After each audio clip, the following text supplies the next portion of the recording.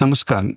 ఈరోజు మనం మాట్లాడుకోబోయే టాపిక్ మానసిక ఒత్తిడి and male hormone or testosterone మీద దాని ప్రభావం అండ్ అదేవిధంగా దానివల్ల అంగస్తంభన ప్రాబ్లం ఎలా రావచ్చు మగవాళ్ళలో. నా ప్రపంచంలో పని చేసేవాడికి ఏ ఉద్యోగం చేసే వాళ్ళకన్నా ఆ ప్రపంచంలో చాలాసార్లు ఏ పని చేస్తున్నా ఒత్తిడి ఎంతో కొంత ఉండడం సహజం.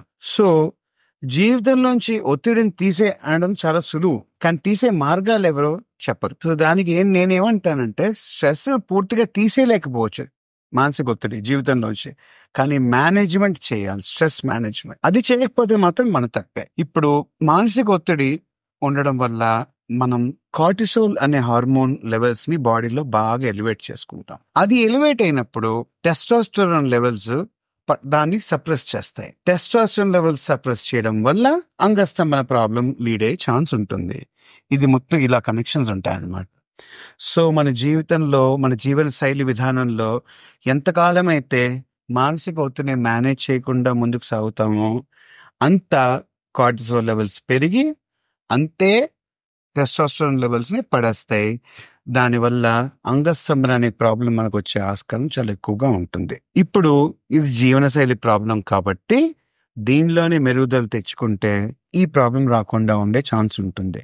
అదేంటంటే, మన పురాతన కాలం నుంచి చెప్తున్న టెక్నిక్సే ఉంటాయి. కొన్ని యోగా కానీ, మెడిటేషన్ కానీ.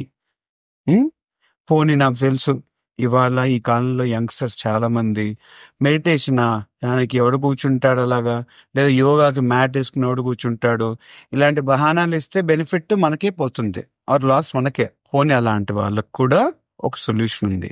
యోగా మెడిటేషన్ చేయలేని వాళ్ళకి డీప్ బ్రీదింగ్ ఎక్సర్సైజెస్, అంటే మన లంగ్స్ ఫుల్గా ఎక్స్పాండ్ అయ్యేదాకా ఊపిరి లోపల తీసుకోవడం, అదే విధంగా ఫోర్స్ఫుల్లీ దాన్ని ఊపిరి బయటికి వదలడము. ఈ మొత్తం సమయంలో ఊపిరి మీద ఫోకస్ చేస్తే ఆ బ్రీతింగ్ ఎక్సర్సైజ్ అవుతుంది అండ్ మెడిటేషన్ లా కూడా అవుతుంది. సో దీనివల్ల స్ట్రెస్ మేనేజ్ అయ్యే ఆస్కారం ఉంటుంది అండ్ కార్టిసోల్ లెవెల్స్ ఒక పెరగకుండా కనీసం బ్యాలెన్స్ అయ్యే ఆస్కారం ఉంటుంది. దానివల్ల టెస్టోస్టెరోన్ లెవెల్స్ పెరగకపోయినా కనీసం పడకుండా ఉండే ఛాన్స్ ఉంటుంది. దీనివల్ల అంగస్తంభన రాకుండా ఉండొచ్చు. సో మీ జీవన శైలిని మెరుగు చేసుకోండి, హ్యాపీగా బతకండి. Thank you.